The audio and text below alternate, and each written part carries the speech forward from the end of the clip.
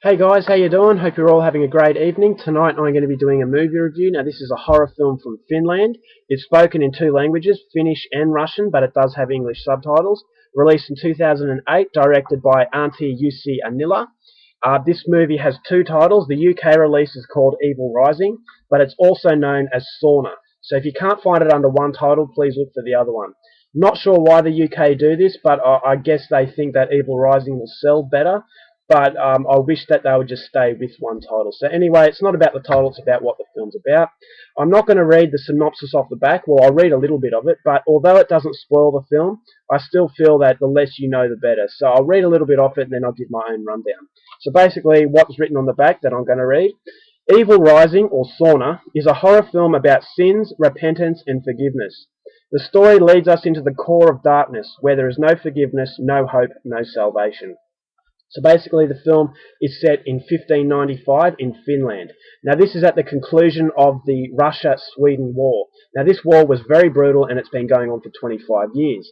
So at the conclusion of this war, both Russia and Sweden have agreed to form a commission.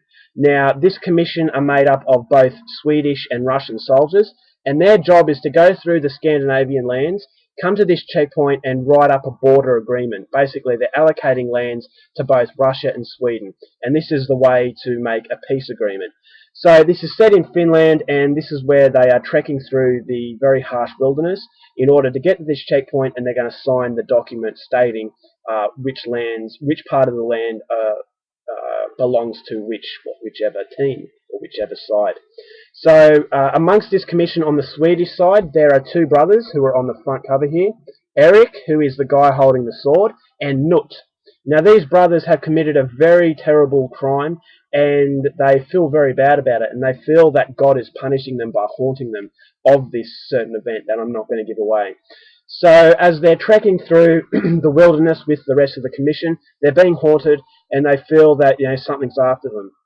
So before getting to this checkpoint, however, they come across a very weird Russian Orthodox village.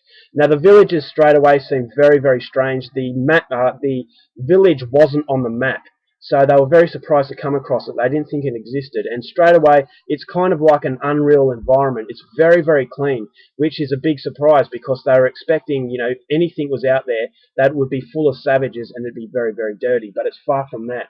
Now the villagers tell them that this is down to the fact that there is a sauna.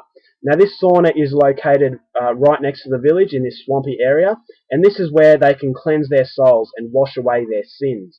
Therefore everything is clean. They've got no guilty conscience and everything can run smoothly guilt-free.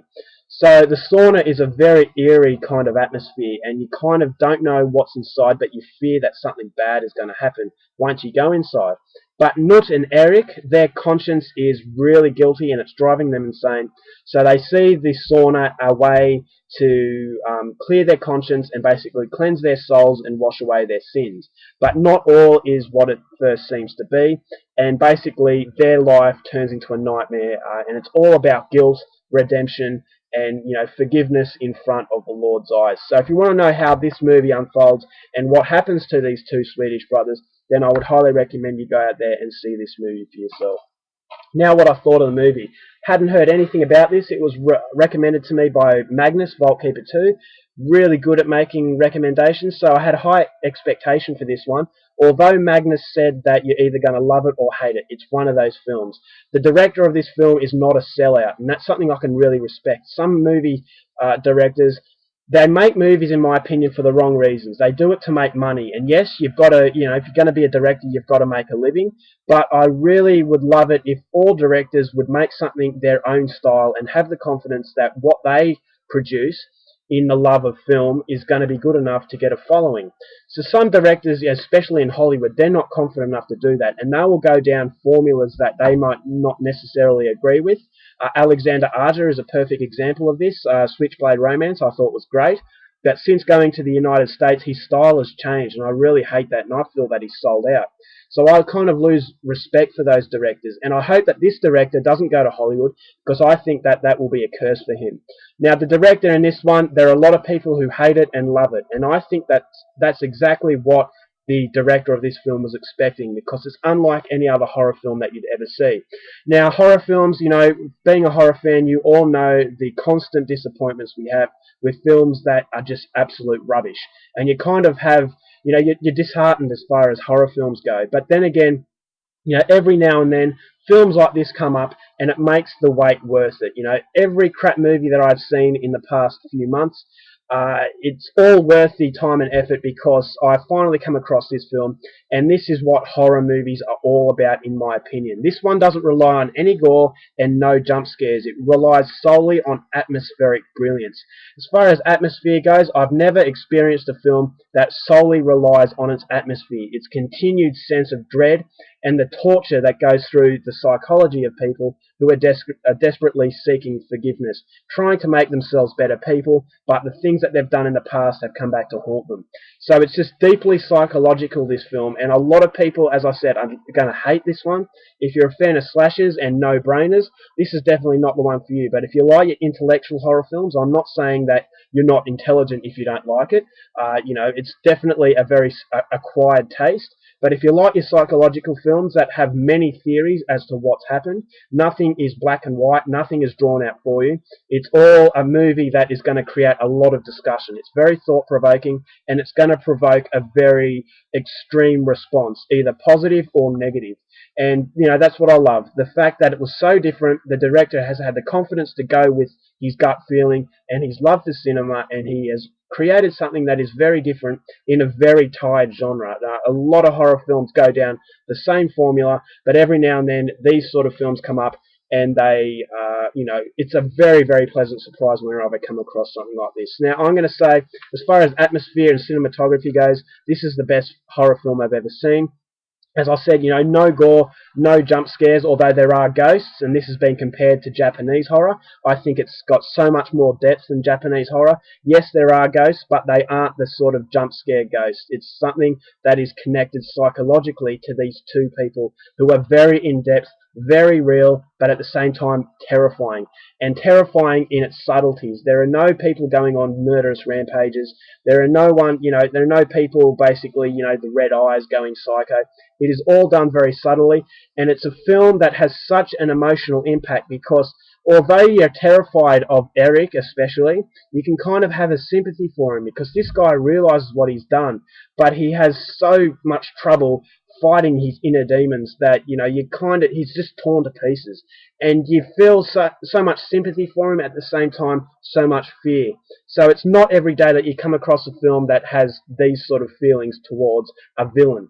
Now, his brother Nut, he was a much underdone kind of character, but the sole focus is on his older brother, so Nut did play a very good supporting role. As far as the other villagers are concerned, the whole film is like a dreamlike atmosphere. It's like you're in a nightmare, and the whole film just keeps on getting more and more dreaded. And as you keep realizing, it's not so much twists, it's simple storytelling done in a very intelligent way. And as the film progresses, the more and more, you know, Eric is being torn up by the things that he's done in the past.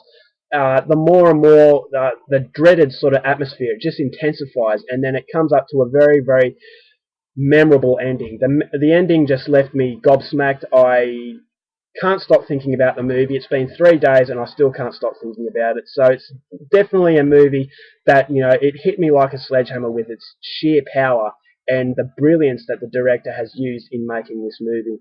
Soundtrack was beautifully haunting. I thought, you know, if you have a good soundtrack, that can lift a movie even more as far as emotional impact is concerned.